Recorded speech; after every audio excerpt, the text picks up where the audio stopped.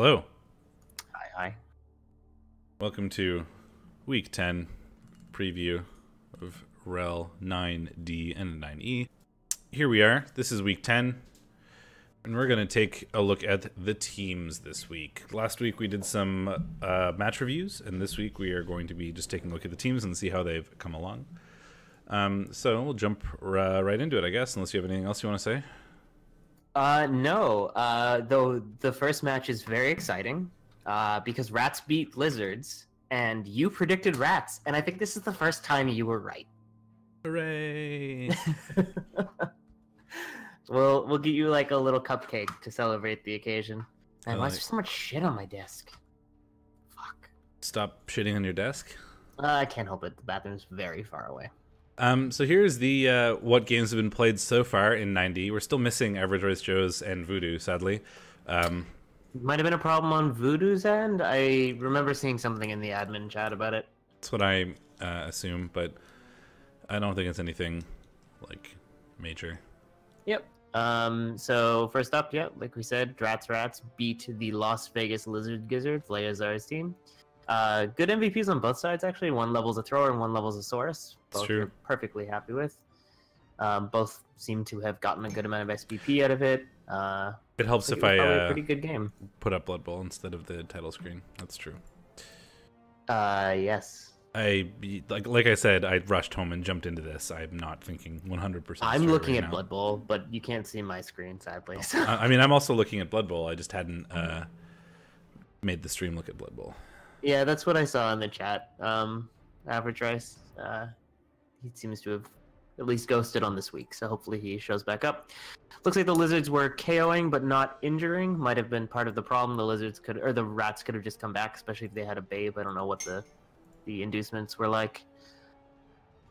Yeah, just looks like a rat game. They didn't punch very much, but they managed to score twice, so that's the deal. A lot of dodges, a couple catches, couple passes. Yep. A lot of going for it's. Exactly 81% on the going for it's. Satisfying for you. A little bit, yeah. Then we had a bye week for the Goblins. They got a troll level. They did, yeah. A troll at level from the MVP, and it got block. Spoilers. Block troll. And the Fnatic wifey got MVP for what is, I believe, the third time. Yeah. No, has 4 MVPs. I lied. Has 22 out of 31 SPP, which means it has caused a grand total of 1 Kaz. Very, so very interesting. Cheeky Elves versus Foul Targets. We predicted the Wood Elves would win, and boy howdy, by Jesus, they did. Boy howdy. Yeah, 4-1 to Jeff and the Foul Targets. Lineman MVP is a little sad on both sides, especially on a lineman that looks like he's... must have just been badly hurt. Yeah, because he's back. But only 1 pass on behalf of the Foul Targets, but still 4 touchdowns. So a running game on behalf of the Wood Elves, it seems. Yep. He missed the last 2 weeks in TBBL, so it might just be something might be going on with him. Yeah. Surprisingly punchy. I mean, but even 2 injuries, 2 KOs, 1 kill, 4 KOs, 2 injuries, 1 kill for the 2 sides. So if you like Dead Elves, I guess this is a match to watch. Lots of SPP on both sides. 15 for the High Elves. The casualties. Many for the Wood Elves. Let's see, 13, 15, 20, 22. Jesus. Good match for both teams, really. Despite the loss for Cheeky Elves. I think the Cheeky Elves were out of the running anyway. No, they weren't. No, they were like. It was very unlikely. Probably a pretty interesting match. Yes.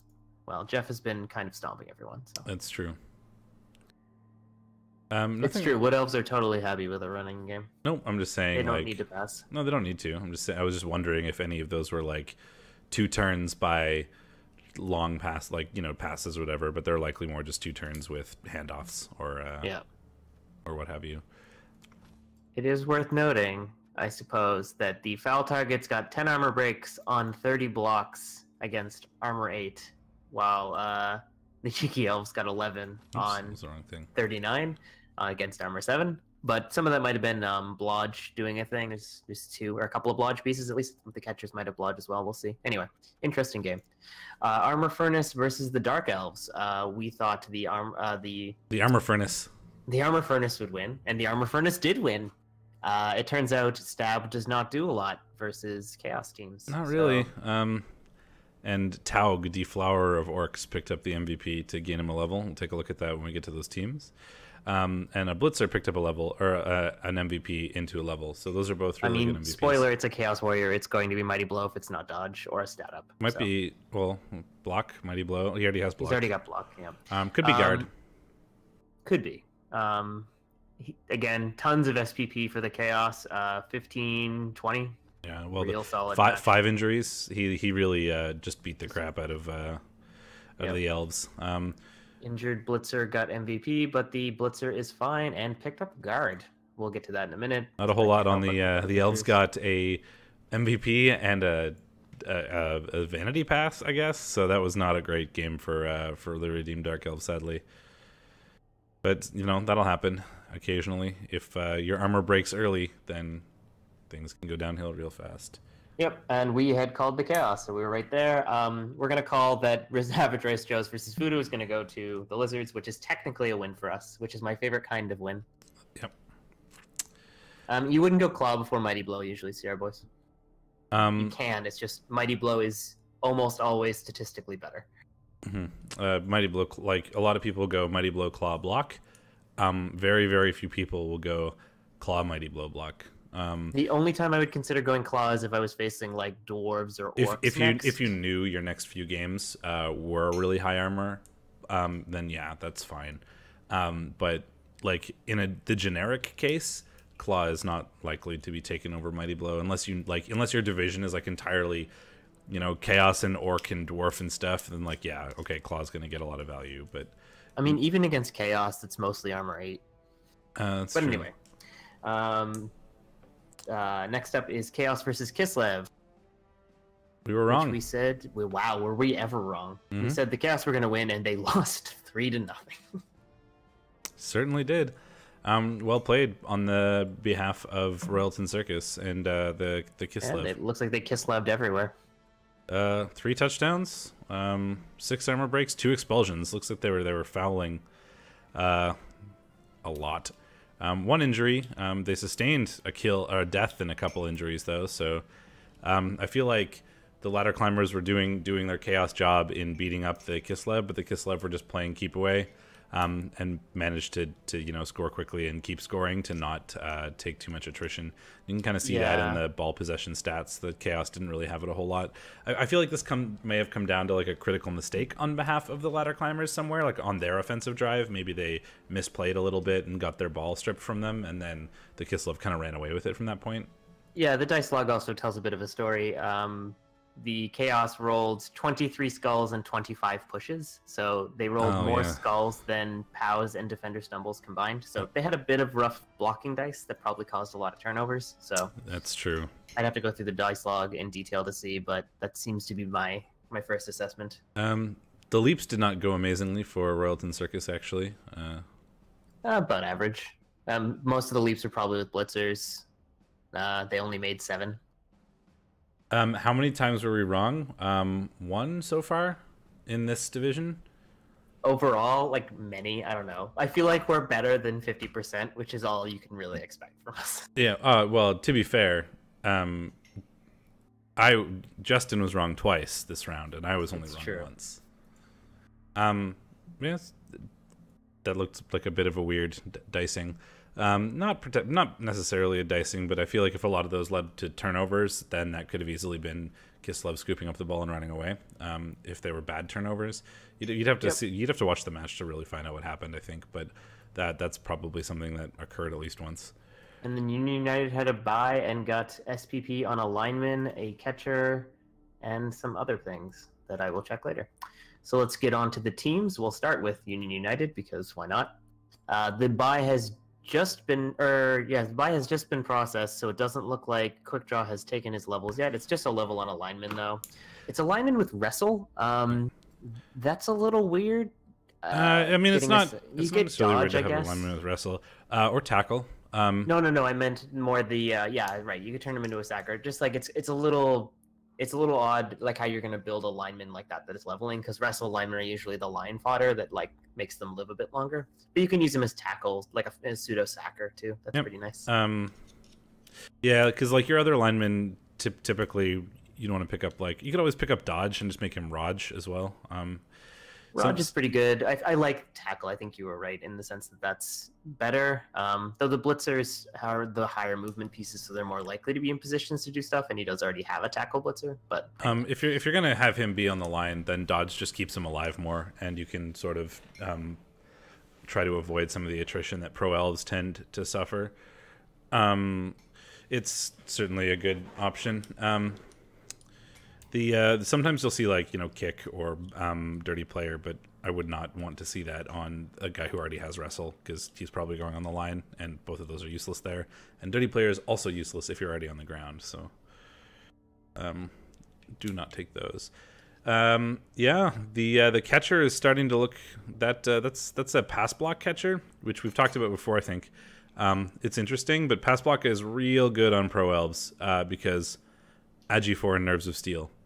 So Nerves of Steel affects the intercept, so you ignore tackle zones when you're trying to intercept. Agi 4 already makes the intercept a bit easier, and the pass block lets you move a couple squares. Certainly interesting if he is expecting to be playing against Elfie teams, and there are a few in this division. It's a good way to shut down passes. Yep. Yeah. He's 5-2-2. He's been having a pretty good season, like we said. I think we talked about all the other. We've already talked about all the other players on this team. I don't think there's any other new levels really in the last 2 weeks. No, and we'll move on to very quickly to Average Rice Joe's, but he doesn't have a bye week process yet. So it's not going to be a lot to say. He's got a guard lizard. He's got 2 Mighty Blowsaurus. Oh right, because you went Mighty Blow first, right? I usually like to have a guard by this point, though. If you go Mighty Blow first, you're kind of forced down this route. So yeah, well, he has a thrower with plus agi, so you can make long passes pretty good. So if he gets an agi increase on that catcher, he's or even another one on the thrower, but he can do some real shenanigans. The agi increase on the thrower is a big deal for pro elves.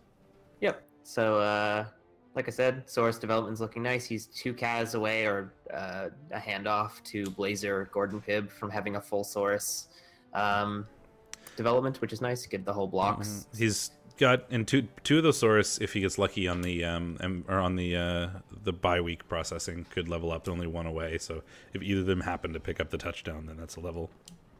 Yeah, I guess guard has been less of a priority in this division as well, because it's not incredibly bashy. No.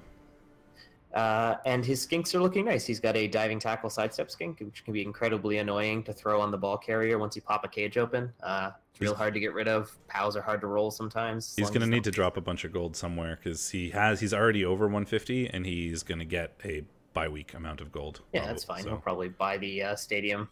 I imagine he's level 1. No, he's level 2, so he hasn't bought an enhancement yet, so he'll buy an enhancement, and that'll get rid of most of it. What enhancement do you take as lizards? Usually either Magic Dome or the Pitch Invasion Rock one. Those might not be the same. Whichever one's the Rock. The Pitch Invasion and the Rock one, I think, are the same.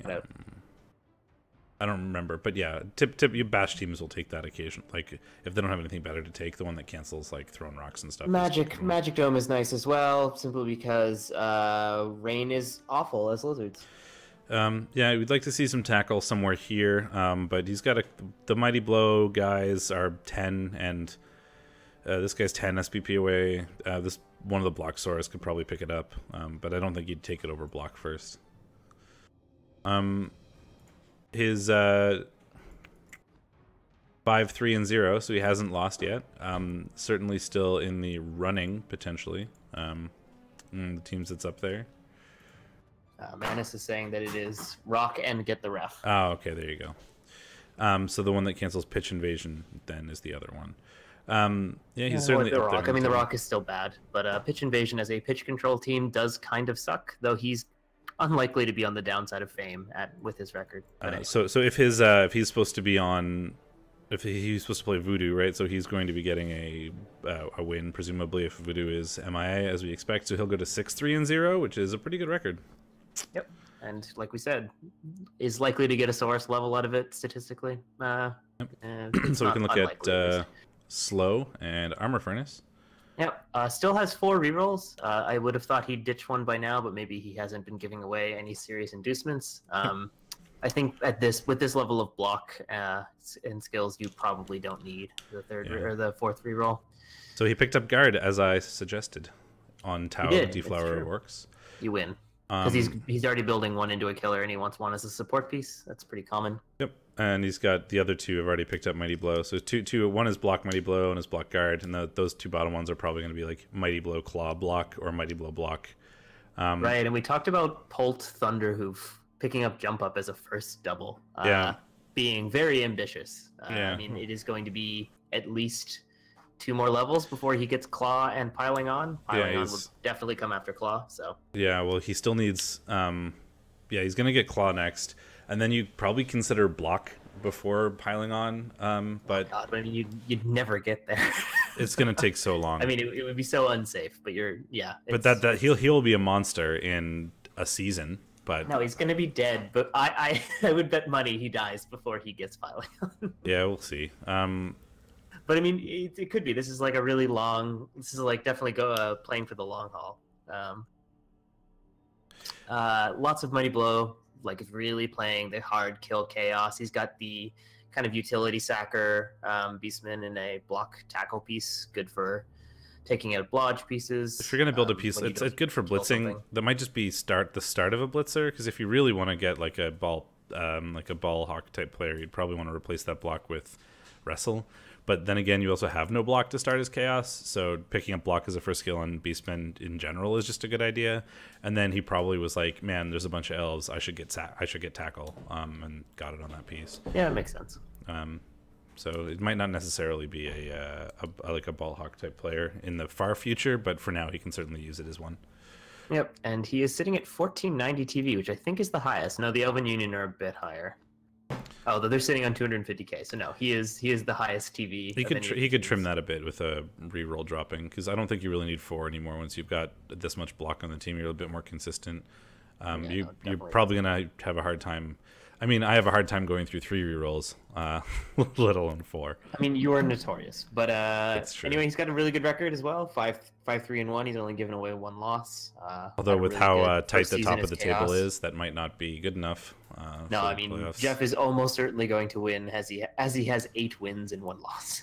Yeah, it's true. But yeah, certainly a good first season is chaos. You've kind of passed that it's hard point, and you're into you can start winning games pretty easily points, and he's done it without taking too many losses at all.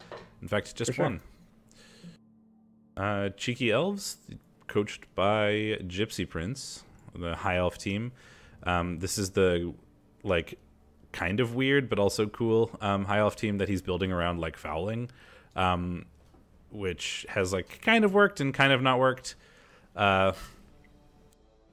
He had 2 throwers at the start so that he could get a quick reroll with leader, but that leader thrower is now missed next game because he. I would like to point out once again that I'm disappointed that the shadow leggy doesn't have shadowing. It just seems like an oversight. Yeah, it really does.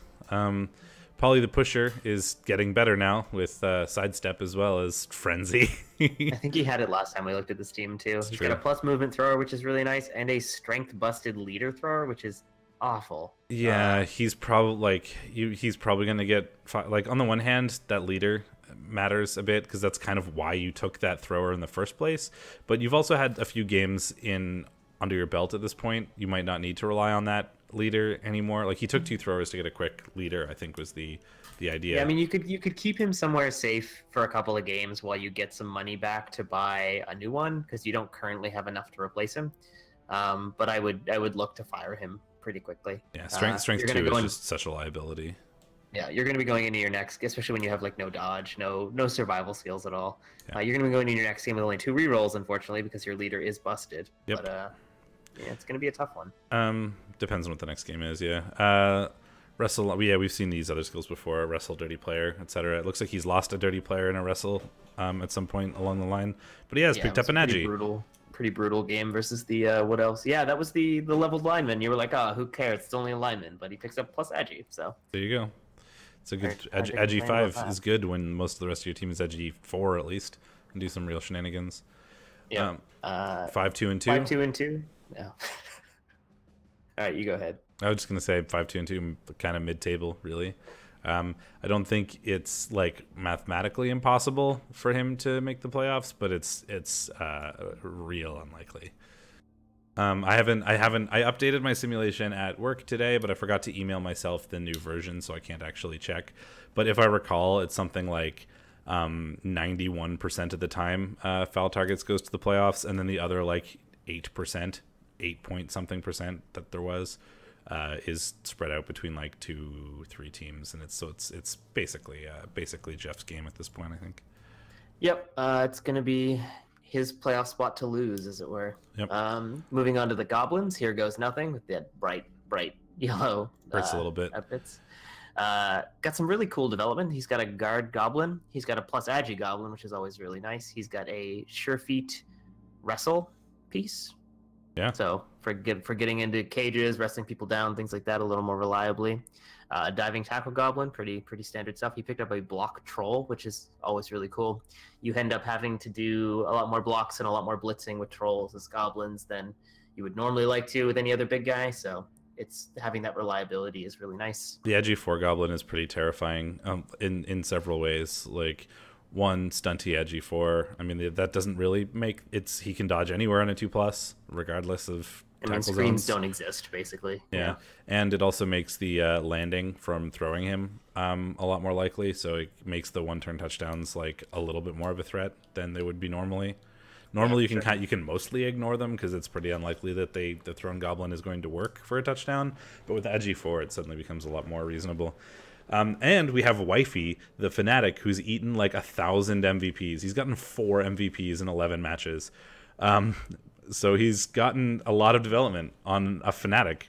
And he's picked up like the 2 skills that fanatics want: grab and mighty blow.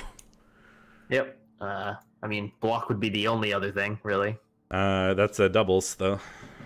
Plus movement is also nice. Also not necessarily easy. And we're talking about normals, I guess. Yeah, like what else do you get on normals after mighty blow and grab? It's not a whole lot. Break tackle, no, just kidding. Yeah, not. I mean, I guess you could get stand firm. I don't know. And next up, I guess we have to look at the goblin record. Yep. 5, 2, and 4. Basically out of the running, but surprisingly good for fresh goblins. Yeah, not too bad. But half wins, little bit more than half. So that's pretty good for goblins. Doing well, and I'm sure none of that has to do with like the edgy 4 goblin or the ridiculous fanatic. There's a lot of good levels on this team. It's like a little bit. It's almost bloaty, but it's all good. Like all of those are good levels. Yeah, I mean it's often the case that you don't really want goblins to level, but he's done pretty well keeping them meaningful. So yeah. While he is at a higher TV than most goblins would like to be, because you want to induce those bribes. Almost all the other teams are higher than him anyway, other than like the cheeky elves at this point. So he can still get bribes based on who he plays. Yep, for sure. Then we have Moya with the Redeemed Dark Elves with the 2 assassin start, which we do love so much. Yep. He's picked up Frenzy on a Blitzer. That is strange. And jump up. It's like a budget witch elf. You're making a budget witch elf when you could. And just by budget, it's more witch expensive. Yes. It's an armor 8 witch elf for more money and without dodge currently. It'll have dodge someday. He's like, I really wanted male witch elves. Yeah, I guess. I mean, it's interesting. If you're going to like maximize your surfing threats, that's one way to do it. That's more for frenzy. Sure. Yeah. If he buys the second witch elf and he has 3 frenzy players, it's a lot of surfing potential. Yep, he's got a guard blitzer, like I said. Just picked that up right now. That's really nice. I might have gone mighty blow, but the guard is really nice on the blitzers. Usually you want mighty blow on the witch elves. But I mean, a mighty blow blitzer from dark elves is nothing to snuff at either. I'd say it's hard to pass up. Strength rolls are always hard as elves, especially as dark elves. It's really hard to pass up guard, but if you can get mighty blow on the right player, like a witch elf or a blitzer, or like a war dancer or something, it's so good. Yeah, picked up a diving tackle blitzer. Normally I like to get sidestep first, but still very annoying piece to deal with. Certainly, that's definitely like a really that's super annoying. Tackle and diving tackle, just to make people. A, you can remove the ball from people, other elves, and B, like they're not dodging away from you. Like they can't re-roll it, and they're -3. Like rip dodges. Yeah, you just punch them off. It turns out. That's what why block is for. Makes it so much more annoying. That's true. Death Ward is really neat too. He's using him as a blodge receiver, so he's got catch. Yeah, it's kind of cool. And he's got a rookie witch elf, which he will hopefully get some development on. She is only played in 1 match, so hasn't really done a lot yet, but really important to get either wrestle or block quickly on witch elves to give them a bit of survivability, as they are armor 7 and everyone wants to hit them and then kick them. And he still has the assassins, and only one of them still has any sort of level, and that happened in like game 1, if I recall correctly. It was like game 1 or game 2 that he had leveled that first assassin, and there have been no SPP gains since. Yep. Well, it's hard to get the SPP on them because you usually want to stab, and stab doesn't give SPP. So. Nope. He was handing off to them and trying to score with them a lot in the games that we've watched, just to try and get the SPP, but it didn't always work out. Yep. He is 5-3-3, so kind of middle of the pack as well, but had a decent season considering he had a somewhat unconventional starting build. Certainly. And then we have Leazar and his Las Vegas Lizard Gizzards. Yes, he has amazing skink development, but kind of lacking in the source department, particularly when compared to the other lizard team. We've talked about that before. How his skinks are really good, so good. Movement block skink, but his it's hard to complain about his skinks, but you do really want the reliability and the strength from the pitch control side of things that comes with having all leveled source. It depends on the kind of matches you get up into. Like against elves and stuff, those skinks are going to be real good. But if you're fighting other bash or control type teams, so much of your team value is tied up in your skinks, and you're just going to want to protect your skinks so they don't die. And then you're trying to fight kind of down team value in a way, because your Saurus don't have the team value, like they don't have the skills, whereas the other lizard team does, or the other Chaos team or Orc team or whatever does. And I mean, like, everyone has block, and at this point you're happy to 1-die or red die blockless Saurus to get it out of the way. So it really changes the strength of the pitch control game once you have full block complement on everyone and some guard popping up. But those skinks are terrifying, and they're going to be they'd be so annoying. That's 2 blodge skinks, 2 sidestep skinks, 1 with movement. That movement guy is going to get he's probably going to roll doubles and get sure hands, and then just be the worst thing in the world. But if not, you pick up sidestep, and you have blodge step plus movement. Ugh. I would probably skip sidestep on that one because you really want to do sprint sure feet. That's true. It's kind of weird because he's also building him as a bit of a ball carrier, which makes sense. I mean, he's plus movement block. You don't pass up doubles on a skink for one turning things. But he's really, really good piece. He can kind of do a bit of everything right now. And Leazar has 4-1 and 4, so a bit of a mixed season. But I know he's a pretty new coach, so doing pretty well for his first dead season. Center, about as even as you can get there. 4-1-4. And then we have Jeff, the leader of the division right now, with his 8-0-1 Wood Elves. Unbelievable, Jeff. Unbelievable. Got really, really good ward answers. Strip ball, tackle, plus agi, sidestep, frenzy. Yep. You've got your blitzing ward answer for punching people and stuff with the sidestep and frenzy. You've got the strip ball removal ward answer. Gross. Yeah, and the frenzy is neat because with Agi 5, there's nowhere that's really safe. If you're at any point, if you are within 2 squares of the sidelines, he will dodge into tackle zones to surf you, like he doesn't care. Yeah. It's a 1 in 36 for him not to fail most of the time, so he's happy to surf targets you thought were safe rather.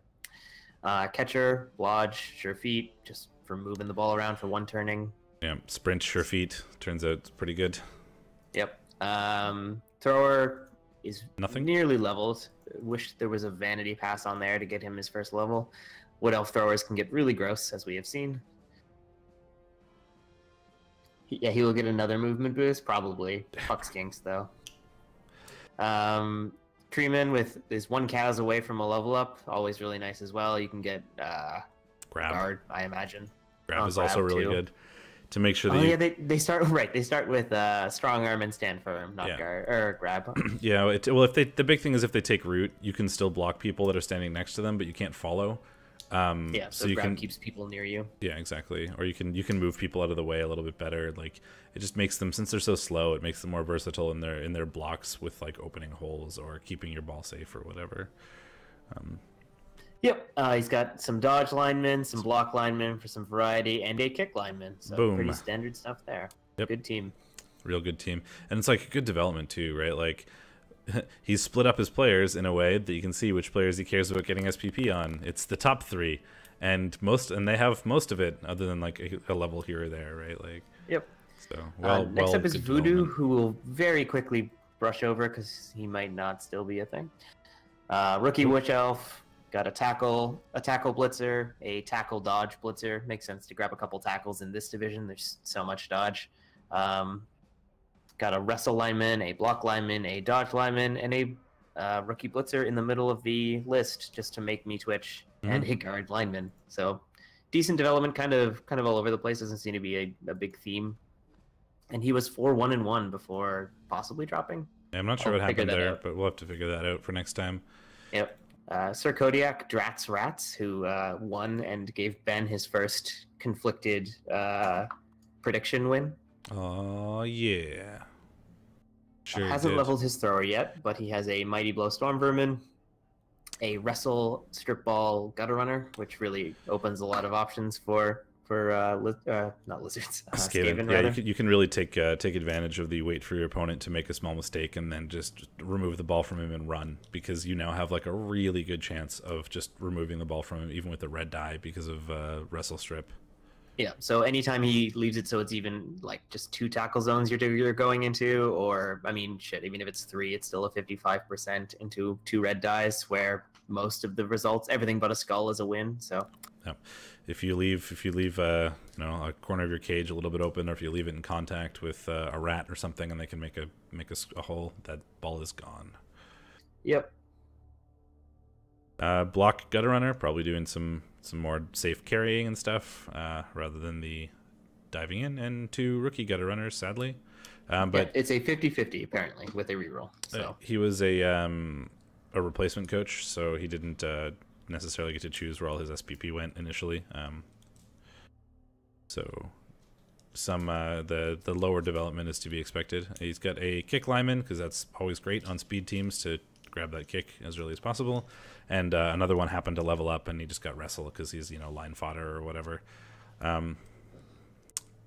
Slightly more likely to keep him alive against block pieces and stuff. Oh, hey Jeff. Enjoy the game. Good luck with your game, yeah. Then we have the Ladder Climbers, which is another late joining team, Chaos team, who had the rough game against Kislev. Yes. Looks like they are down a Chaos Warrior. Was that the death they sustained in that game? I guess so. I'd have to go back and check. So yeah, a little bit of a trimmed roster. Is there a way got a Blodge Chaos Warrior? Is there a way to check who died? I don't know. I'd have to go back and look. Yeah, but unimportant. Remember when I was like, hey, that guy leveled, and he's going to either get Mighty Blow or Dodge? Well, he got Dodge. He said Mighty Blow or Guard. Whatever. Yeah, and he got Dodge. So we rolled doubles. That's always good to take, right? Blodge, difficult to knock down. Now you don't bother going kill with that player. Like maybe you turn him into a mobile guard piece. Or mobile. You turn him into an immovable guard piece. You can go either way, yeah. Probably guard stand firm. Yeah, just you can keep them on cage corners. They're really hard to knock down. Super annoying if you get into big scrums, and then you use the other Chaos Warrior or one of your Beastmen or something to do the actual Mighty Blow Claw stuff. He just becomes a support piece now. That's really hard to remove. I can tell you how good a Blodge Chaos Warrior is. Yep, and he's pretty new, like we said, but he's got 3 wins, 4 losses. He's doing okay. And early chaos is kind of rough. Some of those losses are likely admin ones, right? Or do they not get counted here? No, he's lost. He beat the redeemed Dark Elves, but I think that was it. Yeah, that's it. So Other than that, he's had a kind of rough intro, but he is joining as Rookie Chaos down TV in a developed league, where he might not be the most experienced coach. I don't know the guy, so it's kind of a rough go at it for sure. Yep, but he'll have some development for next season, and he's got some reasonable levels. Being lost down to Chaos Warrior kind of sucks, but he has the money to buy a new one right now if he wants. So something you probably hopefully do. It wasn't a developed one. And lastly, we have Royalton Circus, Sir Willis III, the Kislev, that were super rookie last time we looked at them, like literally no levels, I think. And now he's got some stuff. Or no, he had plus Agi on the lineman, if I recall correctly, because we talked about how that was really good for Leap. Yep, so it looks like he's picked up an extra blitzer, maybe. He's got a block blitzer, which is always nice. You really want to get some reliability on this team. Yeah, because you have. He's got a sprint, sure feet catcher for just running the ball to space. Maybe one turn, so that still requires 3 pushes, so it's pretty serious. That's not even a catcher. Yes, it is. That's... Resin Beard Moose is a catcher. Oh, the thing was glitched out on my screen then for some reason. Maybe I read it incorrectly. And he's got a dodge catcher. Nice, because catchers tend to get hit a lot, and they are strength 2, so you want a bit of survivability skills on them. And yeah, well, catchers are pretty. They're sort of you do a lot of leaps on the catchers because Agi 4. You do a lot of like passing and running and stuff in the catchers because movement 7. Like the blitzers and the catchers, are the real stars of the Kislev team. So having the sprint sure feet one, I think is actually pretty good. Like that's basically movement 10, which is like really good for scoring quickly. And if you can do nonsense with the blitzers, like. Utilize that diving tackle, jump up, block, leap into cages, whatever, to remove the ball from players, and then movement 10 it away with an Agi 4 catcher. I feel like that's how you win games against Chaos 3-0. Yep. It is movement 10 87% of the time. Yep. It's pretty good. So he's got 3, 1, and 3. So also sort of dead center. But as he also joined late, that's not terribly surprising. So well, let's look at the leaderboard. Yeah. Sorry? I was just going to say, like, he beat, if you look at his, like, history, it's kind of a mixed bag with wins and losses and draws and stuff. As expected with early Kislev. Yep. So if you look at the leaderboard and we see Jeff is running away with this division at 8-0-1, and his only competition currently is the Average Rice Joes at 5-3-0, who are going to be 6-3-0 because of likely. So that's the equivalent of 7 wins. So he's only 1 win behind Jeff. That's true. So I mean, the Lizardmen are still definitely in the running. Chaos are going to have a rougher time. They are 2 wins out at this point from the top 2, and only the top 1 goes because they're in the lower divisions. So we will see how that goes. So I mean, if Jeff doesn't start losing, no one's going to have a shot. They haven't played yet. The Average Race Joes have not played the foul targets, so yeah, that's what I was about to say. It's like I wonder when they play each other. It's in a couple weeks, I think. I think it's like week 12. Let me see. It is week 12. Yeah, so the second last week. Definitely have to watch that game. That'll be an important one for both of these teams. Like it looks like Jeff is really far ahead, but he's only 1 win away, and they haven't played, or 1 win ahead. They haven't played yet. So that 1 win, even if they both continue to win all their games from now on, if the Lizardmen beat the Wood Elves in that game, then suddenly it becomes a tie, right? So, well, he needs to beat Jeff, or Jeff needs to start losing his other games. But yeah, really, really exciting stuff. Armor Furnace is not out of it either, but it's pretty unlikely with how far ahead. Well, Armor Furnace also plays Jeff. I think he's actually playing Jeff now because Jeff was going to play a game, and he is playing Armor Furnace this week. Let's do 9Ds predictions before I fall asleep. Yeah, fair enough. It's all right, Chaos versus Pro Elves. Union, right? Hey, first there's Rats versus the Bombay week, which is a bye week. So I predict the Rats.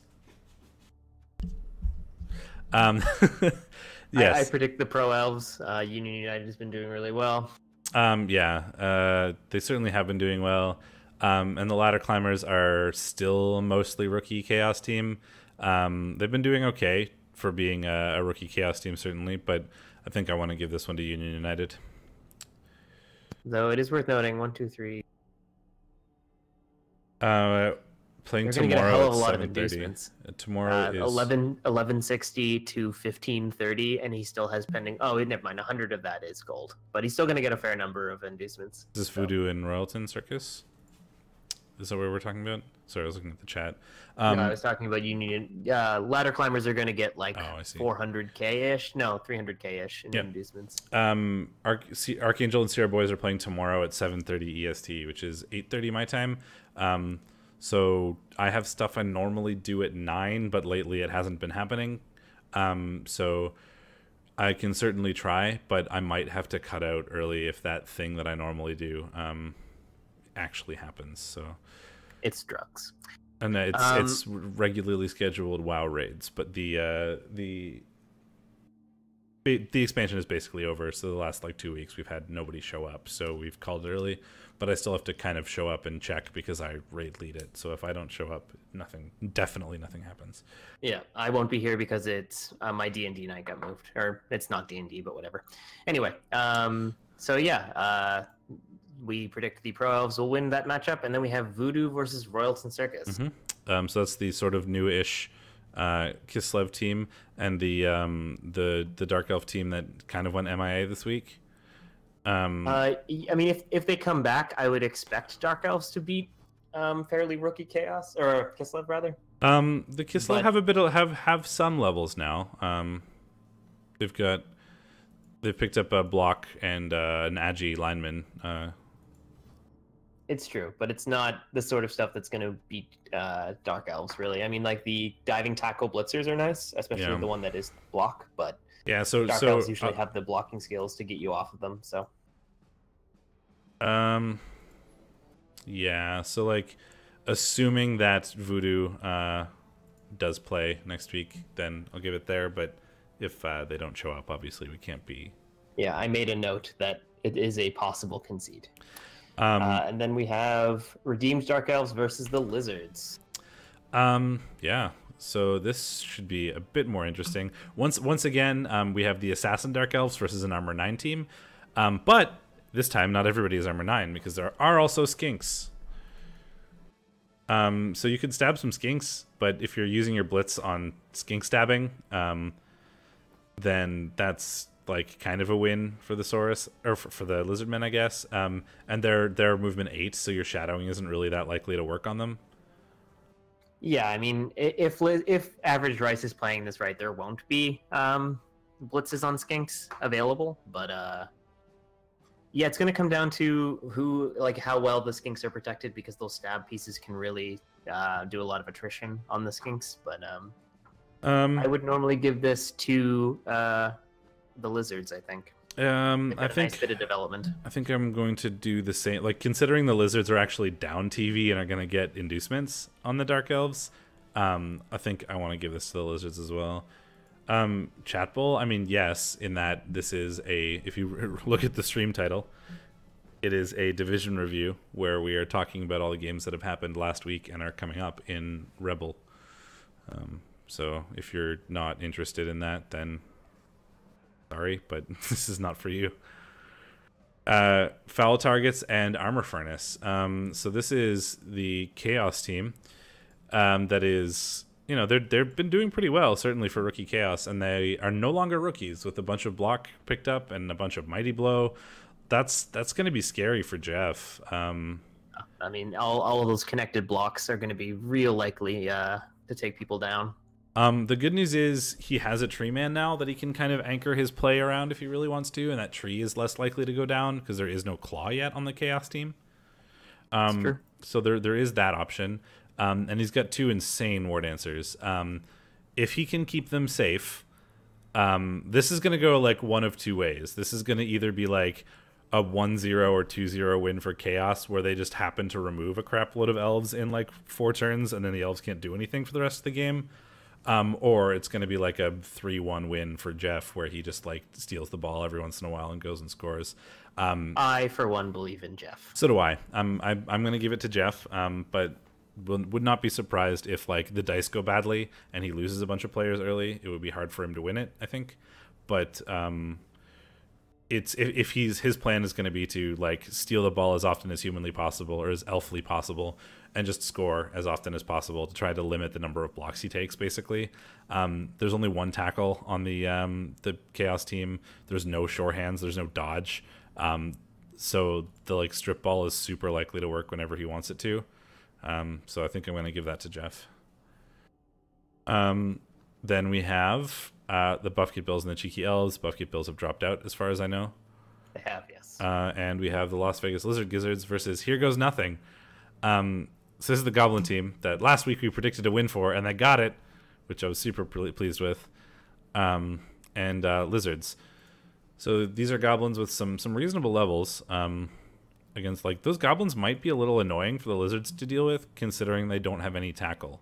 Yeah, but they've got a lot of block, so I think the Lizards have enough development that like playing Goblins as rookie Lizards really sucks, but playing them once you have a block Mighty Blow piece means you're likely removing a Goblin every turn and a half or so. So with just a blitz, so I'd give it to the Lizards at this point. Prehensile Tail is also really good versus Dodge. Dodge. That's true. 3, so. Two of those blocks are on Skinks, though, which you're less likely to be hitting with. But I mean, you're hitting Goblins, so I guess you don't care as much. Well, you've got 4 blocks then if you count those. I wasn't counting the Skinks because Skinks are Skinks. Only one Mighty Blow, but like I mean, you just blitz down a Goblin every turn, and if the Goblins are playing correctly, they're going to be dodging away from you anyway. So you're probably only going to get 1 or 2 hits a turn anyway. But having that be a block Mighty Blow piece is pretty good. Yeah, Mighty Push is nothing to worry about. Yeah, that's that's what happens if you watch me play Nurgle against elf teams. So we'll give that to the Lizards, and that is the last of our predictions. Yeah, I think so. I just wanted to comment on the Fanatic. He could potentially do a lot of work with Grab Mighty Blow, but Armor 9. He's also not the hardest thing to knock over for Lizards. You can often, if he overcommits to surrounding a bunch of Saurus, the Saurus will often just hit him back. He'll have to be careful with the Fanatic, but the Fanatic could do work if he is careful with it. And now we'll move on to 9E. Keeping up a good pace this time. Yeah, Shadorra Cam, doof. It exists. It exists here every week. It just turns out this is a REBBL stream, not a REBRL stream, so we don't get a lot of REBRL folks. Yeah. And last week you were an ogre, to be fair, because the thing didn't work. That's true. This is Shadorra last week. I assume there's now a picture of an ogre where my face was. There is, and I put it back. So we have 9E here, so we can take a look at the schedule. A match that was unplayed in 9E as well, interestingly. I don't know what the deal is with that either. I heard about this. There were some scheduling issues for Abnormal, I believe. Okay. But I'd have to go look at the admin chat. Right, so we thought this was a buy for the Bretts, but they added a new Underworld team, and the Bretts won anyway, so we'll call that a win. I mean, I guess. I mean, we didn't predict the Bretts win. We just wrote buy. That's hard. Which is the Bretts win the game, so we were right. Ben, don't argue with don't argue with the magic here, buddy. So it's an Underworld team that got added. So we'll have to start talking with them as well. And the Bretonnians, who are also a recent addition, as of like last week, I think, right? The Bretonnians are also pretty recent, yes. Yeah, I think it was last week or the week before. So like these are two like basically brand new to the replacement teams. So yep. So the Bretts beat the Underworld to nothing. You'd expect early Bretts to dominate early Underworld. To be honest, Bretts are very strong out of the box, and Underworld are not. Yeah, the strength of the Underworld is holy shit. They got so much SPP. Strength of the Underworld is basically mutation access. Yeah, really easy mutation access. And if you look at the only level they got, it is a 2-headed goblin now. Oh, so. 2-headed goblins are so good. Like that's a 2+ dodge anywhere. We talked about how good an Agi 4 goblin is. Well, basically you get an Agi 4 goblin on normals because Underworld.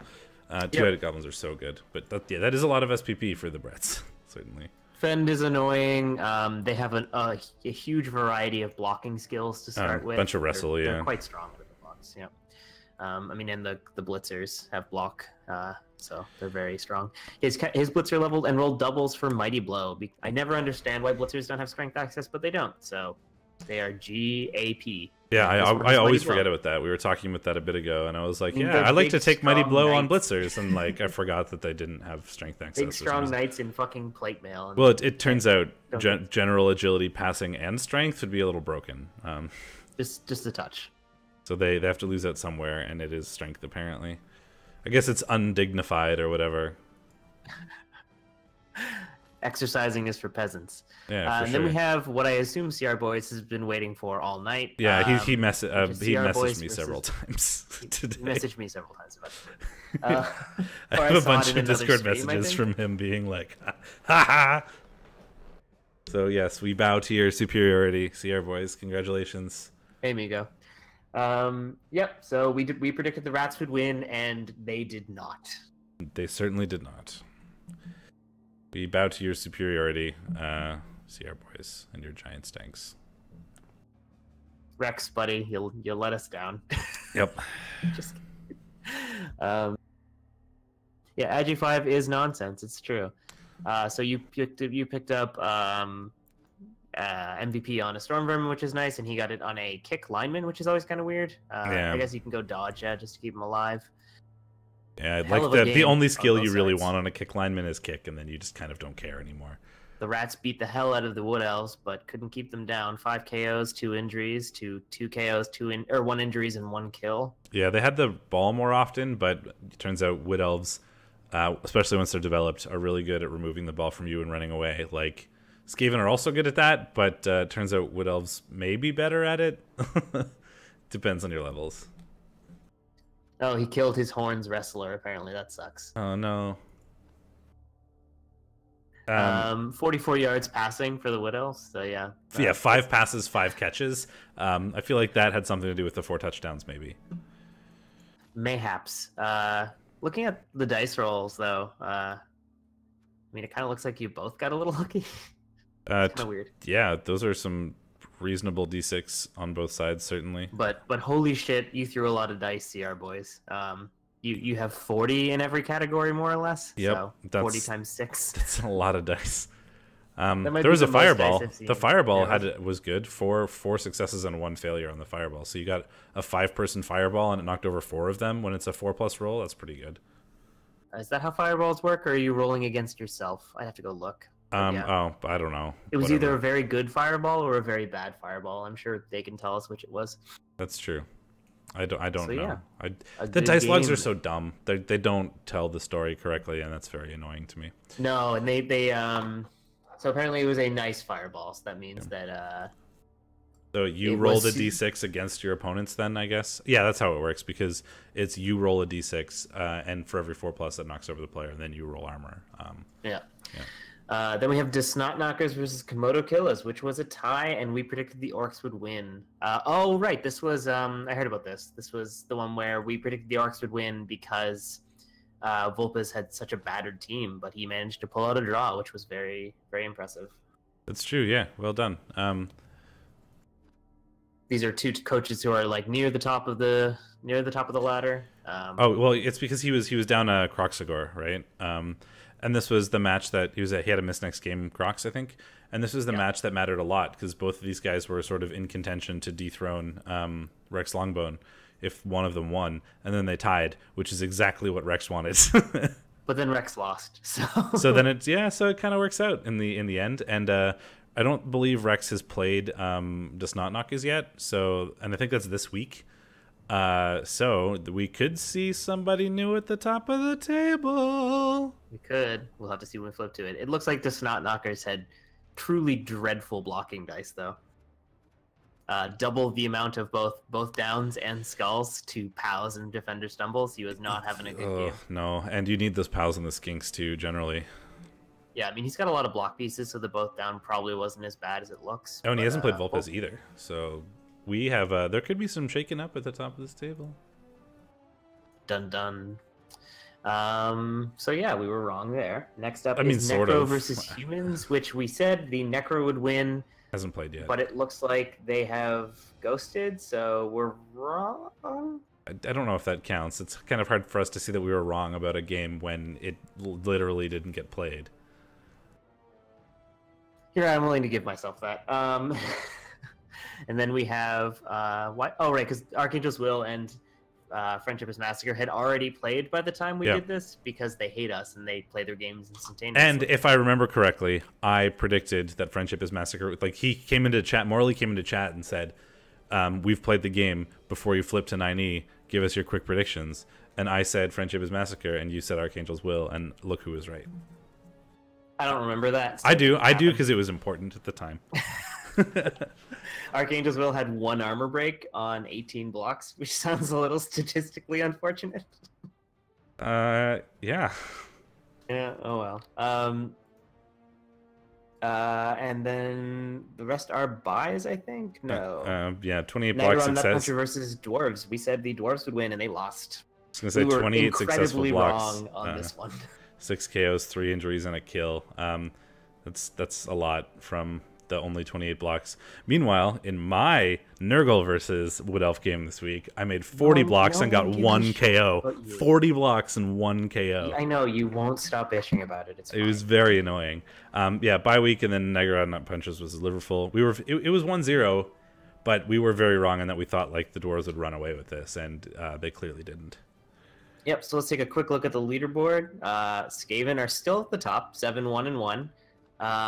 But they are technically tied. They're 1 point ahead, right? Oh no, you're right. 1 point ahead. They're 1 point ahead of the Komodo Killas and the Snotnockas, and they have not played either of them yet. In fact, this week they play the Snotnockas. So once again, we've got an important match coming up between the One Cheese and Hogstench.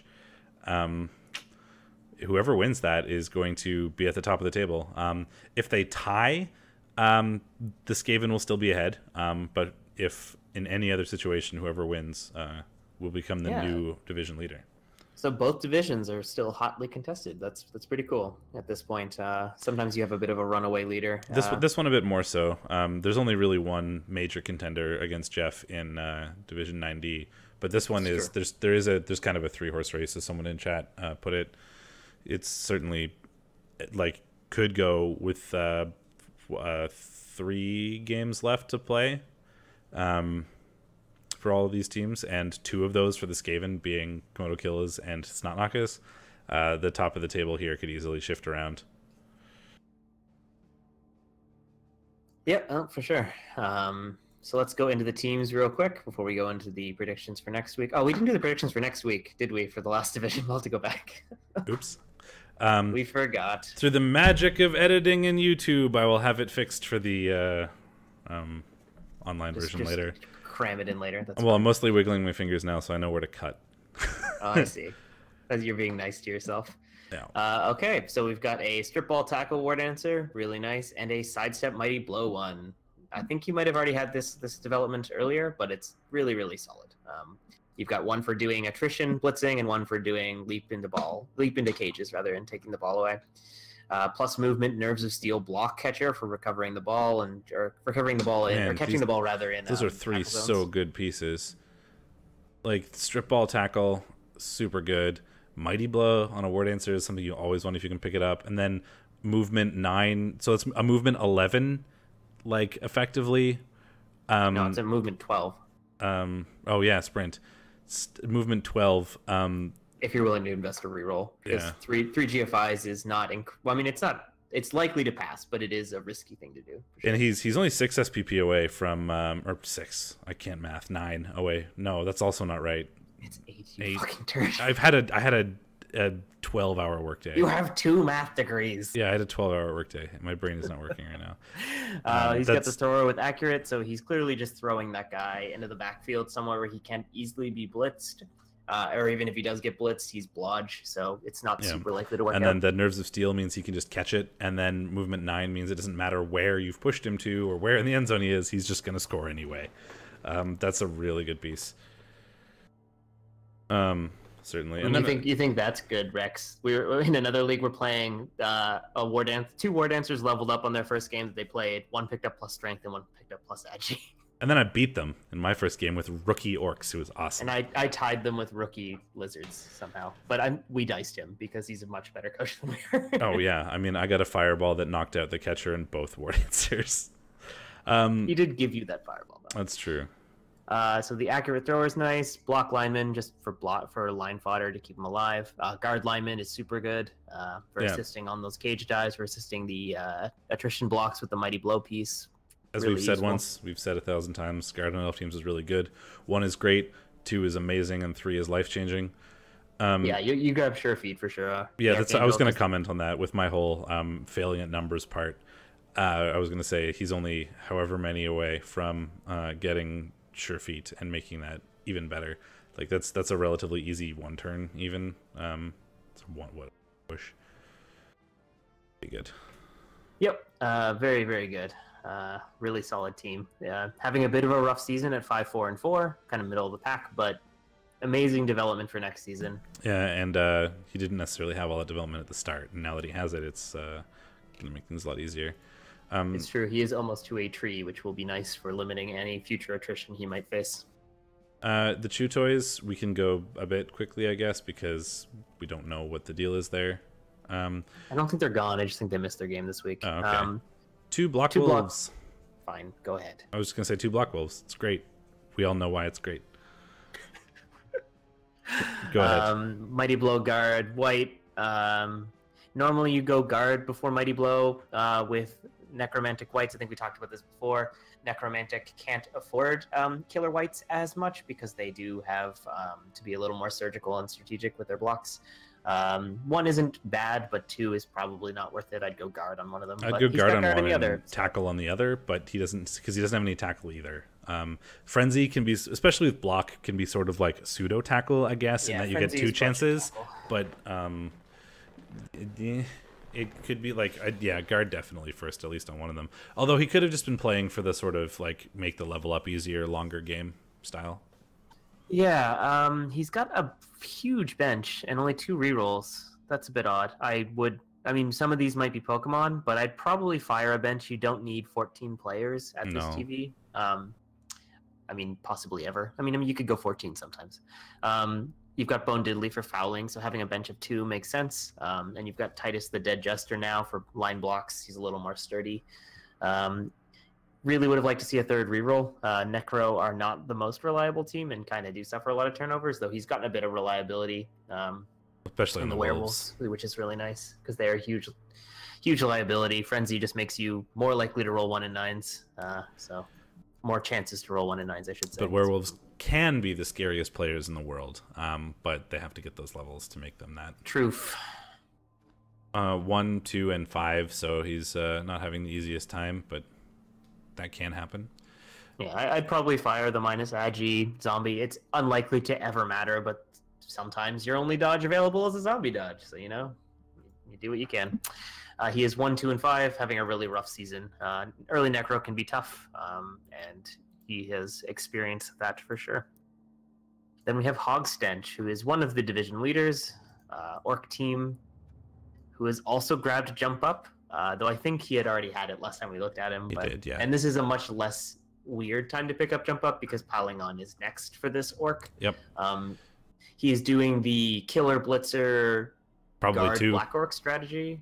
I probably would have grabbed a guard blitzer. We say this every time I look at the 3 tackle. I'm like, one of those should be guard, but probably he's making it work. So whatever. What do I know? Well, the good news is he's got 3 tackle, 3 mighty blow, and a mighty blow piling on, and is about to go up against Skaven. So that is useful. Yeah, I mean, he's gonna kick the shit out of the Skaven if he can get close to them. Which yeah, he probably can. 3 guard is nice. We've talked about Black Orc. I've gone over the Black Orc guard block thing a 1.5 million times. So we won't do it this time. He's got the 3 rerolls looking nice. He is 6-3-0. He is undefeated. He's only allowed 6 touchdowns, so he has a touchdown differential of 10, which is pretty solid. And this week he is going up against the current division leader Rex Longbone and 1 Cheese, which is going to be interesting. Certainly will be. We've got 2 Mighty Blow Storm Vermin. Hopefully you get lucky and one of those get Claw, because that changes how Skaven plays so well. But if not, I mean, he'd love to have the Claw piece going into this Orc game, that's for sure. He's not going to have it for this one. But if you don't get doubles, you can always get Guard. Guard can certainly help, especially when you're doing like Gutter Runner shenanigans. Yep. Hello, Mellow Gold. I don't know who that is. 2 Blodge, Gutter Runners, one with Sidestep. Don't be mean.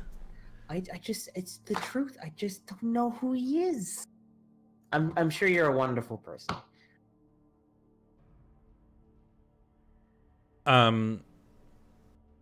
got a Gutter Runner with block, another Gutter Runner with block and sidestep, and then you've got a rookie one, considering it's Rat Burglar Nemi the second. Presumably his the first was not a rookie. And Tony Ratter, the strip ball wrestle Gutter Runner, always super annoying, as we've talked about earlier in the show. Yeah, really useful for taking the ball away, for exploiting people's mistakes. And he's got a dirty player lineman and a kick lineman, so yeah. Great, that's what you want. Exactly the sort of line rats you want, other than maybe a guard line rat. If you get lucky. Yeah, kick, great on speed teams. Line rats are disposable, dirty players good. And 7-1-1, so it turns out the mighty Rex Longbone is defeatable. He's gotten one loss now. Tisk. Such a dick. And then we have CRBoyz and his wood elves that soundly beat the rats, Rex Longbone, who has lost, who is a loser. It looks like he's suffered a bit for it, though.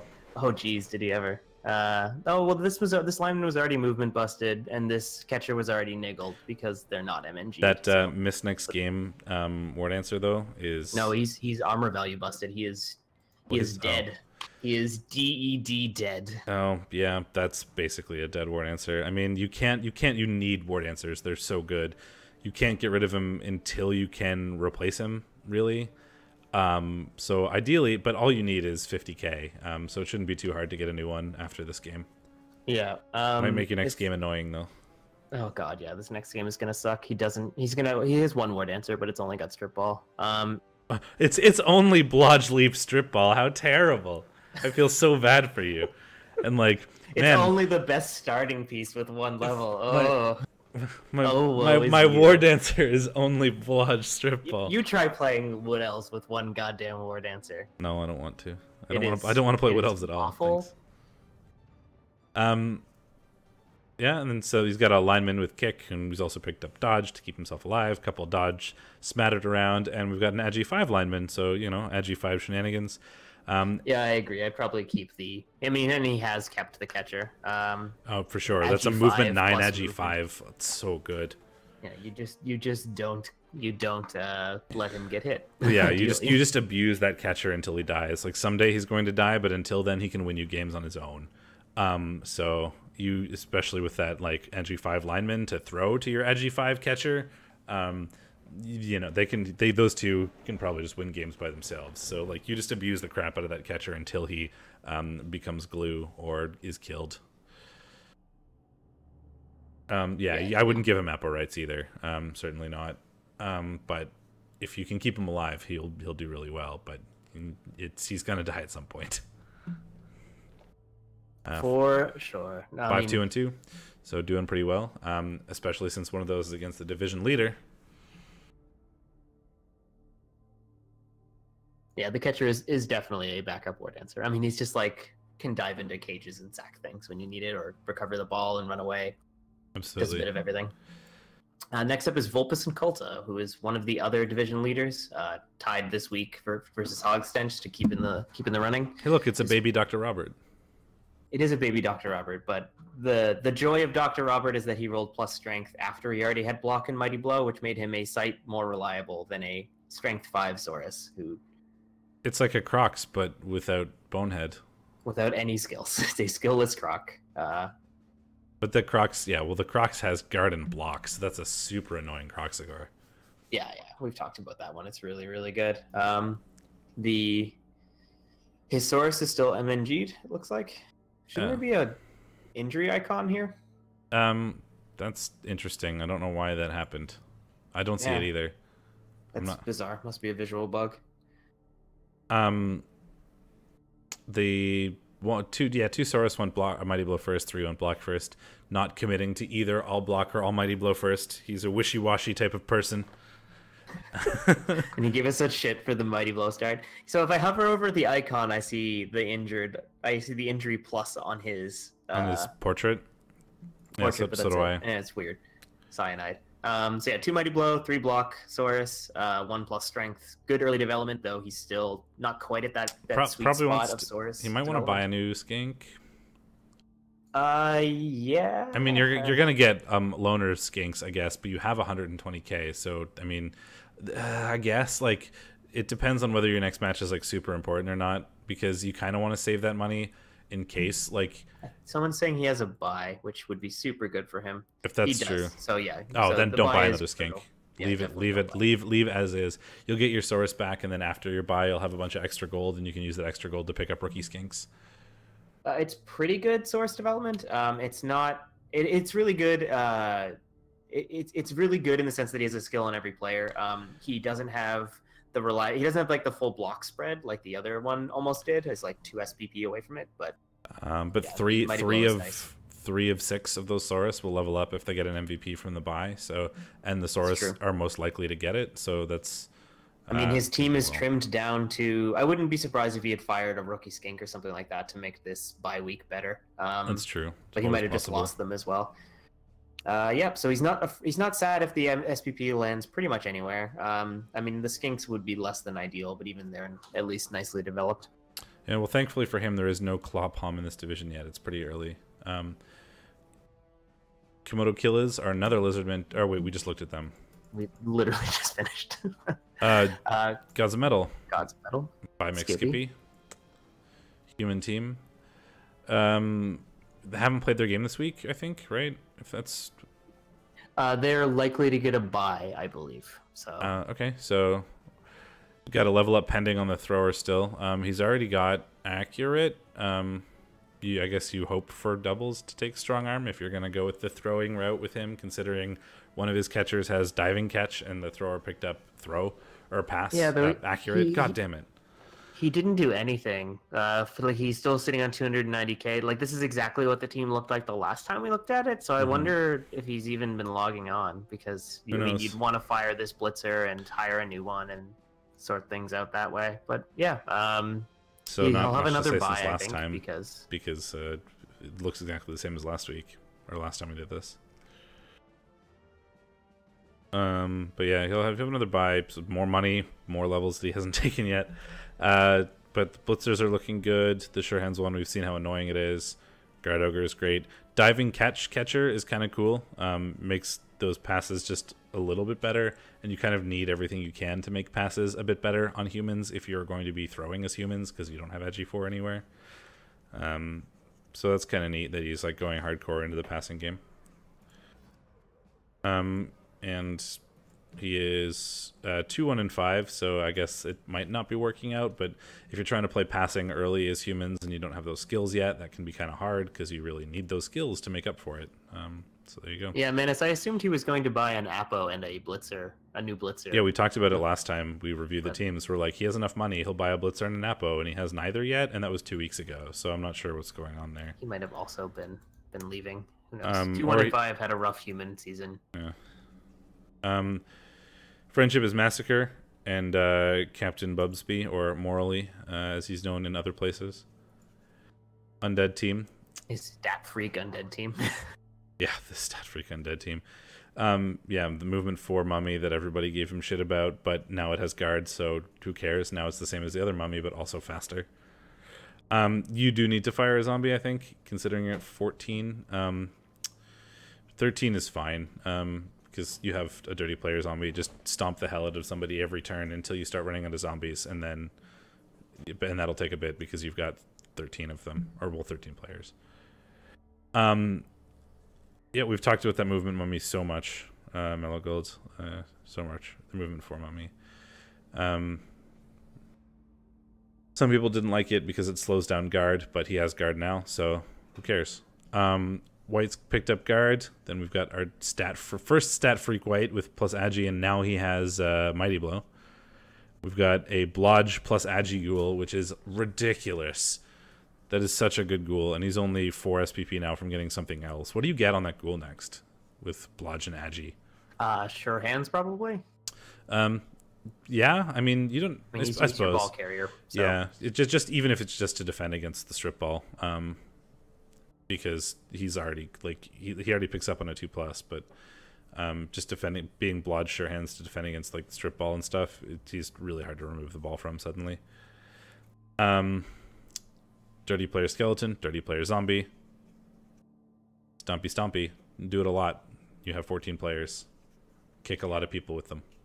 It's true. So get rid of one of your zones. Yeah. So what does what if it rolls doubles? What if the ghoul rolls doubles? Passing or guard? strength?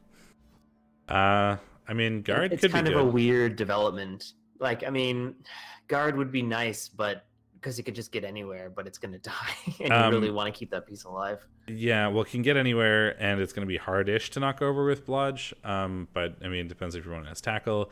I mean, I'd consider, unless it was like something extra stupid like strength, I would probably just take sure hands anyway. Ag5, let's go. Anyway, really good team. What you need is Undead to really to make the cut as the TV gets higher is to pick up stats like this. So he's doing really well. Needs to ditch 50k gold, but I'm sure he can just buy a club or something. Oh no, he's already got one. I guess he can just throw 50k away. Buy and fire 5 cheerleaders. Hire some orc cheerleaders and fire them instantly. Yep. Nagaron Nut Punchers by Squids. Dark Elf team. He's got an Agi Witch Elf, which we've talked about. Certainly, yeah, really he's good. The one who keeps rolling really good level ups, but keeps losing players. So he's having a bit of a rough go at it. He's got a niggled lineman with kick. He's got a single movement busted lineman.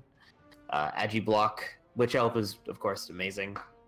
Yeah, he had he had a couple really good levels, but kept losing players and is having a hard time recovering from it. But we said basically like when you manage to recover from it, you'll be set up for success in the future with Mighty Blow Blitzer, the Agi Witch Elf. I think there was another plus stat, but that guy must have vanished. I think there was a plus Agi Blitzer. Yeah, but he's got a Mighty Blow Blitzer to replace him in Cockrip Dong Smash. Yep. I believe it is Sir Cockrip Dong Smash.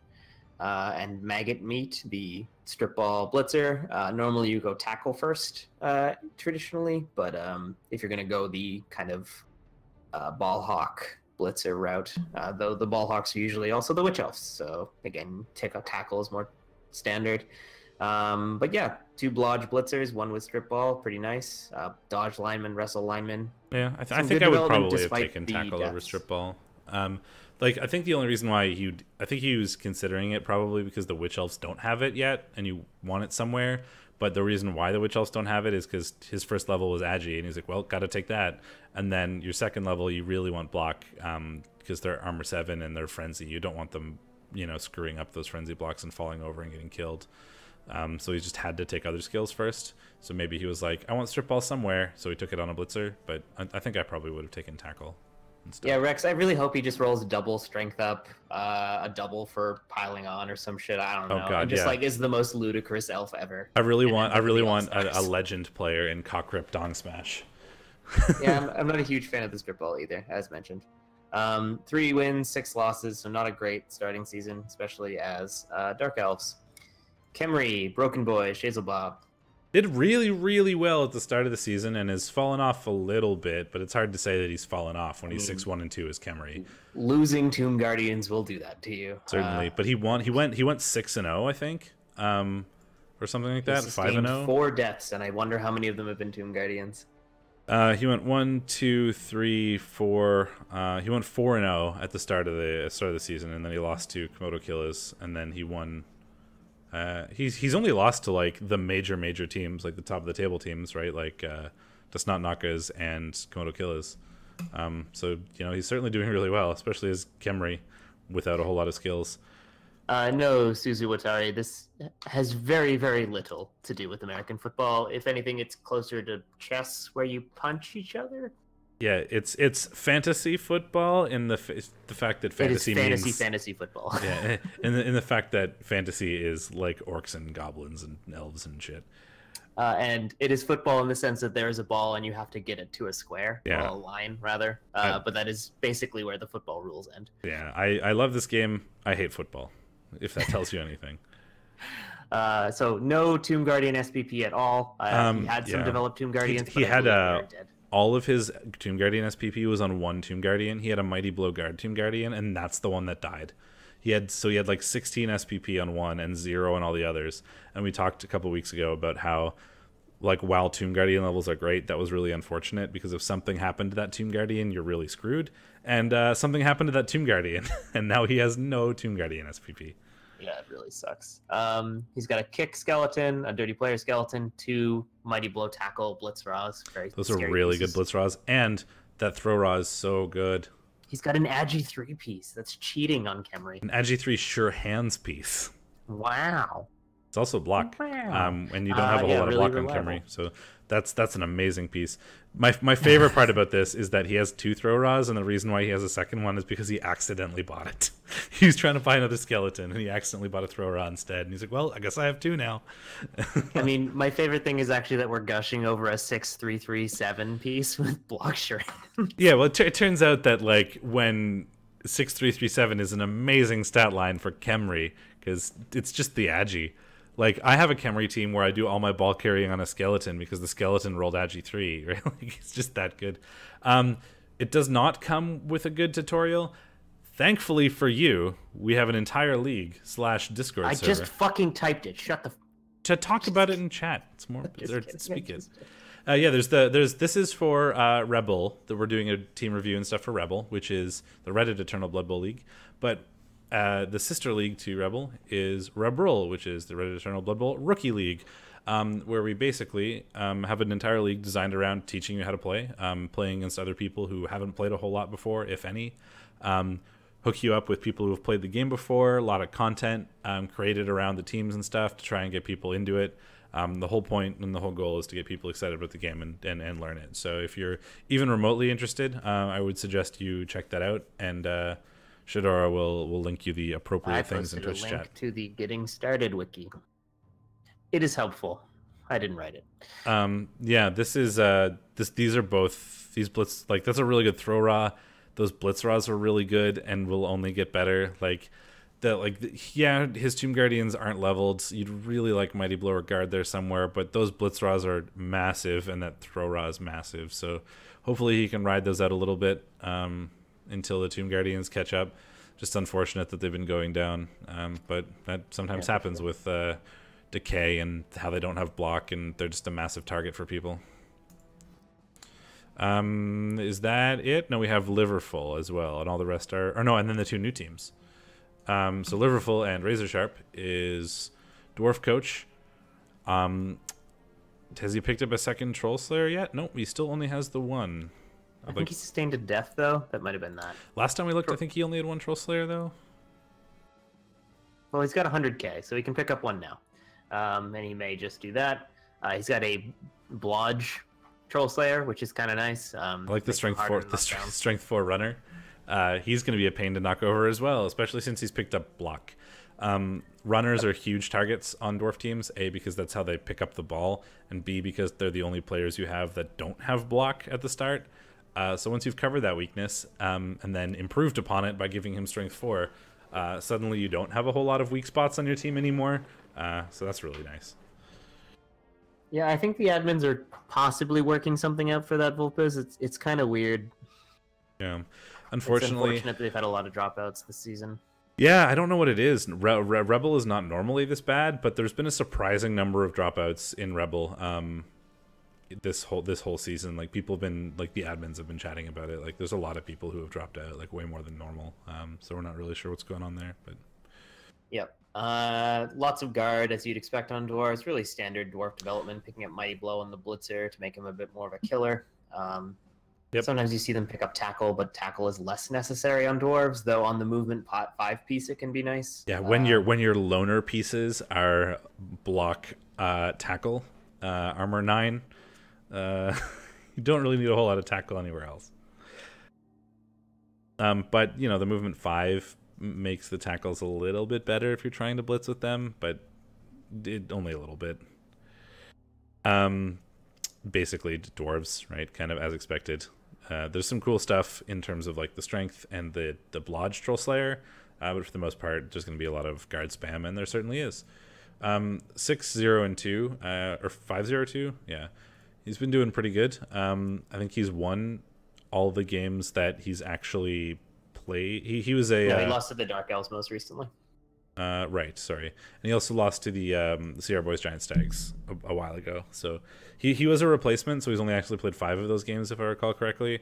But he's done okay. So it'd be three wins and 2 losses, which is certainly not bad when coming in as a replacement. And then we have Brett's, one of the Gale, one of the very late additions to this division. Knights of Windrip. Picked up a plus Agi Blitzer. That is huge on Brett's. Yeah, because they have Agi and pass access. So you can have now, that's an elf, right? That's catch, block. You can get dodge on him. Agi 4. You can make like passes. They have passing access. Like you could even make him the thrower if you want. But he's got a thrower on another guy. Well, he's got pass on a different guy already. I wonder which came first. I would really hope it was the pass, because if you picked up pass and then got Agi on someone else, that'd be really sad. But probably kicking himself and the Mighty Blow Blitzer, which is doubles. So like these are some good levels, man, for Brett's. The two blockers have gotten tackle, which is awesome. Because that's that's wrestle tackle, sorry.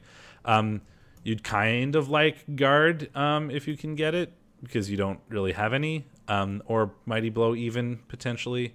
But because those are the strength access pieces. Yes, so turning them into guard is nice, though. Guard wrestle is an odd combo, simply because I think it's really good. It's kind of a mixed bag. It turns out players are usually willing to do a 1-die to remove a guard piece so that they can then block the line. Yeah, but then if they happen to get the both down, it's a net loss for them, really, because they now don't have that assist that they would have gotten from the guy doing the blocking on the guard piece. Like you can kind of if they have to remove the guard piece before they do anything else, and that guard piece has the chance of knocking you over as well too. Like sure, it removes your guard, but it also removes the guy doing the guard removal, and that's kind of depending on how the field is set up, basically. So if you set up correctly with the Bretonnian blockers with wrestle and guard, then suddenly can kind of be either a net loss or like a neutral for them to knock over your blocker, and they don't actually get the benefit of trying to block the other pieces.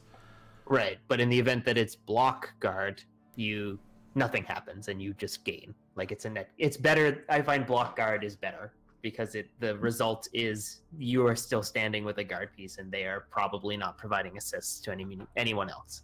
But it's still good and it's still necessary for Brett. So I think you're right. I would have liked to see a guard pick up here. Yeah, I would take like, especially since they're the only people who have strength access. You're not going to take block when you already have wrestle. Like no, of course. I'm just commenting on the combination of wrestle guard. I think they should have gone guard. Yes, and I'm just saying that I think the combination of wrestle guard is a lot better than people give it credit for. Alignment with fend and block. Fend is one of those weird skills. Well, they'll have fend, but he has block. I was just going to comment that fend is one of those weird skills that makes your opponent think about things a little differently, and it can always be weird to play against or play with. People will very often forget about fend and be like, "Oh crap, fend" or whatever, right? And it's a weird skill sometimes, but it can certainly be annoying or at least change how your opponent plays. Yep, fucking peasants. And he's doing really well. He's 5-1. Some of those are real games. I think only one of them is a real game, right?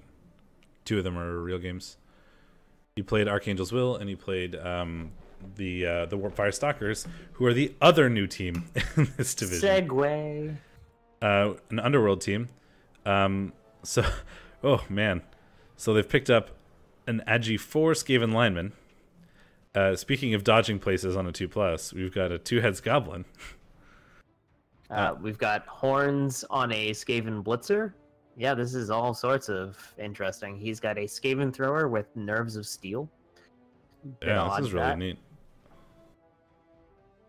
Hard to do much throwing with Agi 3, but makes it work. Or hopefully he makes it work, I should say. Horns is a sweet. sidestep goblin. Horns is a really good skill, but I would go Mighty Blow. I would probably take Mighty Blow first, yeah.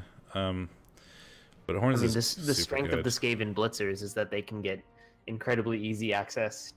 To Claw Mighty Blow. You can get 2 Claw Mighty Blow pieces on 2 normal rolls. So yeah, exactly. It's not even double for the mutations anymore. Horns is great, but I feel like you take Mighty Blow Claw first, like in every situation. Missed next game, Skaven lineman. Who cares? It is true. He does look really cool. That's just a fact. That is true. He does. The look Underworld really cool. have probably the best models. Like in particular, the Warpstone Troll is really cool. Oh my his god, I tentacles love the troll. Are fucking hilarious. I love the troll and his tentacles if he ever gets them. The stupidest model though is well, they're not on this team, I guess, but the Skaven Gutter Runners, if they get 2 heads, you can't even tell they have a second head. It's really strange. There's like an extra jaw flapping around below their main jaw, and it's really hard to see. My favorite is the Rodder 2 heads because they get an extra little head in their tummy. Yeah. Awful cute. Sidestep on a Goblin, also good if you just roll normals because he already has dodge. There's not a whole lot of good agi-only skills when you already have dodge. So yeah, and he's only played 1 game, so not a whole lot to say there. He didn't win it. He's got 4 rerolls, which is a little bloating. You do need more rerolls as these sort of teams, but I probably wouldn't do it. Not worth the TV bloat, to be honest. 70k, they're pretty expensive rerolls for Underworld. So yeah, we'll see how he goes. He's had only 1 game so far, and it was a loss, but he's a late joiner, so. Underworld are a neat team. They're like, yeah, there's a lot of goblins, it's a lot of stunty and stuff, but they make up for it with positionals. They're very not often considered stunty teams. They're actually pretty good, and the big strength is in mutation access, and the models are cool, and they look awesome, and mutations are fun. So I'm looking forward to see what the Warp Firestalkers do in the coming weeks. Yep. Yeah, like Rex was saying, the Skaven linemen are positionals, which is kind of like how Chaos Pact works, It's so where weird. they get a Dark Elf lineman who is one of their best positionals. Yeah, it's kind of strange. It's weird. It's weird having a armor 7 dude as like a positional, but I mean, I guess when your regular guys are goblins, it makes a bit more sense to have a not stunty movement 7-1 with strength 3. And like we said, One Cheese is at the top of the leaderboard, so let's look at next week's schedule, and we'll actually remember to do the predictions this time. Yay! Broken Boys. And there was much rejoicing. And the Warp Firestalkers. So this is that brand new Underworld team and the Khemri. I like the Khemri for this one, I think. They don't really have the guard yet, but the Warp Firestalkers don't have the Mighty Blow claw that they could have access to yet. And both of those... the Blitzraws are just going to tear it up. That's what I was going to say, is both of the Blitzraws have Mighty Blow and Tackle, so they're going to remove a goblin every turn, like, without too much difficulty. Yep. So I think, and then they have, like, they just throw a Tomb Guardian on the Troll, and then they sit on each other all day, and then you can outstrength the rest of the team with 3 more Tomb Guardians, or whatever, right? Like, I think the Khemri have this one. Yep, and next up is an interesting one. It's Dwarves, Dwarves versus Undead. Ooh. So the Dwarves don't actually have a lot of guard. They have only 1 more guard than the Undead, and the Undead have guard on their mummies, so it's much harder for the Dwarves to remove. You could do some good work with Dauntless, but I honestly have to give this to the Undead. I think it's going to be an interesting match and probably a pretty... it could be a very damaging one for Captain Bowsby morally. Yeah, I think Dwarves can cause a lot of damage while you beat them. Yeah, I think if it wasn't for the stat ups, I would consider giving this to Dwarves. But like the Agi 4 Ghoul with Blodge, and the Agi 4 White are gonna be a bit of a pain. Like, yeah, there's a lot of tackle, but like it doesn't matter that much when it's a 2+. Yeah, I mean, I think it's gonna be a close game. I think the mummies are just going to be incredibly hard to deal with. But you can uphill die them as dwarves pretty safely. Apparently, it's gonna be interesting. He loses whenever we pick him, so very clearly the dwarves are actually going to win. Yeah. So if we wanted to like meta game ourselves, we've got to pick the dwarves. Don't get a fucking death roller.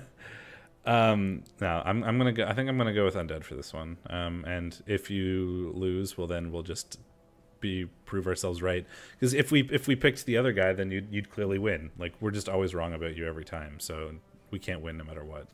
Yeah. And I like you losing. Just kidding. I would definitely pick up I would try to probably pick up another Troll Slayer, because the Dauntless is effectively your only strength up positionals, like higher than strength 3. So It can be really useful for taking down those mummies if you want to do like a kind of spicy one die or to get the guard out of there or whatever. Yeah. I mean, death rollers are really fun, but they are terrible. So like objectively. I mean, they can be good. Strength 7 break tackle. Objectively terrible. Well, the only reason they're terrible is that they're really expensive and they're a secret weapon, so you only really get them for half the time, and you don't want to be you really don't want much of a bench on dwarves because they're kind of expensive, and you don't want to be giving up TV to other people if you don't have to. But you kind of need to roll a bench if you're rolling a death roller, because otherwise you're going to just be down players for the rest of the game after somebody scores. So, like, that's kind of why they're bad. It's not necessarily because death rollers are bad; it's because they're secret weapons.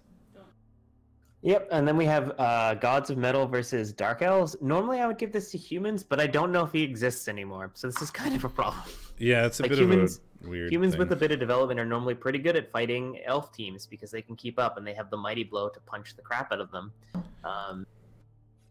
But yeah, if he's not a real team, then I'm gonna say humans if this match plays, and if it doesn't get played, well, obviously it's going to the one who concedes. Yeah, there is a mighty blow on the Dark Elf side. There's an Agi Witch, which is pretty good on the Dark Elf side. The humans do have some more guard, but that doesn't matter a whole lot against elves. It's a good They've only question. got one mighty blow actually now that I look at the team. Yeah, I don't know. A good question.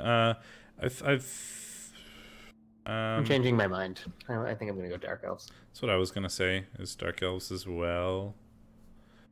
So let's go with that. Dark Elves. Komodo Killers get a very needed bye week. Archangel's Will versus CRBoyz. Elf off, elf off, elf off. Wood Elf off. So one Wood Elf team has... Oh, wait, the battered one that's down their best War Dancer, or one of their War Dancers. It's going to be hard to go against the team that has 2 War Dancers in the elf off, I think.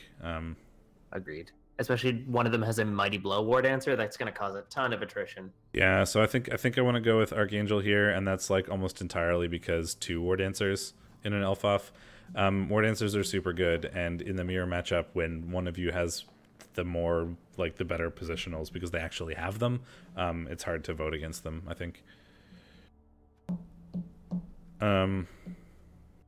Yeah, I mean, he's also got a tackle piece where I think the tackle piece was the one that's out for CRBoyz. Hello, cat. Would everybody like to see the stream cat? She jumped up next to my kitty. monitor. Hello, cat. Well, they both have one-turners, don't they? Yeah, they both have sprint movement 9 pieces. Yeah, I think I just have to give it to Archangel on the back of 2 War Dancers. Yeah, they both have plus movement catchers because I hate them. We pick Arc. I pick so, Archangel. You know. Like, I don't know why you people are like, I lose when you pick me. We've been right more often than we've been wrong. Streamer curse. It's you people and your cognitive biases. So this is Brett's versus Necro. I'd give this to Brett's even if I didn't think that the Necro weren't going to be here. But yeah, I give this to Brett's. Yeah, the Necro seem to be sort of MIA currently. The Brett seemed to do really well in the first game. To be fair, it was against also brand new Underworld, who might be a little hard to play without a whole lot of levels yet. Bretts are good early, but as we've said, Bretts are good early, and they've got some good level ups, so I think I want to give that to the Bretonnians as well. So, and then we have Disnotnakas versus One Cheese in the game that may decide the division. So, I'm just gonna go right out and say that I think I'm gonna give this to the Snotknockers. I think they are going to ruin the Rats. That is. So I think them ruining the Rats is a given. I just wonder if they will lose the game while they're ruining Rats, because that can happen sometimes. Yeah, well, they have so much tackle and a bunch of mighty blow. Like, I think they have a bunch of guard on the Black Orcs, but that's going to be almost entirely irrelevant because the Rats are just going to, like, every Rat player is literally double the speed of those Black Orcs. She just is pushing stuff off my desk now. Thanks, Kat. Melon is a dick. This is confirmed. there's so much tackle, which is going to be hard for One Cheese, I think. Like, and with the guard on the Black Orcs is mostly irrelevant, but it's not irrelevant on the Orcs drive when the Orcs can put three Black Orcs I as also cage agree. corners. I'm going to vote Orc, but I'm just putting it out there. I wouldn't be surprised if One Cheese lost half his team and won 3-1. I think that if the Stunt Knock if Hogstench plays it correctly, he should have a not too difficult time winning, because he can have a bunch of guard on his cage, which will make the dive-ins with the Skaven difficult, even if they can find a corner. And if they screw it up, there's so much Mighty Blow and Tackle lying around. Like, if they lose... Yeah, you can do a combination of guard and tackle in alternating corners to make sure that there's always a guard on the tackle zone that he'd be diving into to take away the auto reroll, and guard to make sure that it's going to be a red die, though with Skaven it's almost certainly going to be a red die no matter what. So Rex is going to have a wizard, and you can take advantage of that, certainly, but that's still even if we say a wizard is like one guaranteed touchdown for you, if you lose too many players before that happens, especially the gutter runners, he'll just be able to just kind of walk forward and score whenever he wants, and you won't be able to do a whole lot about it. Yeah, so I guess that's that. We're getting awful close to playoffs. We said it last week, but there's only 3 games left, and most of the divisions have come down to 2 teams, 3 teams. So it'll be exciting to see where this goes. And good luck to whichever of you end up in the playoffs. Yep, that's about it for us. So. Yep, so we'll be back next Wednesday with this again. I don't have any matches scheduled yet, so I can't tell you when my next scheduled Blood Bowl actual play will be, because I do not have anything currently planned, but you know, I stream all my Blood Bowl stuff, so if you want to see me actually playing instead of talking about stuff, feel free to follow and come check out next time you see me live. But that's going to be it for us this week. Check us out next week when we preview week 11. I've been Steakmittens. And I'm Shadorra.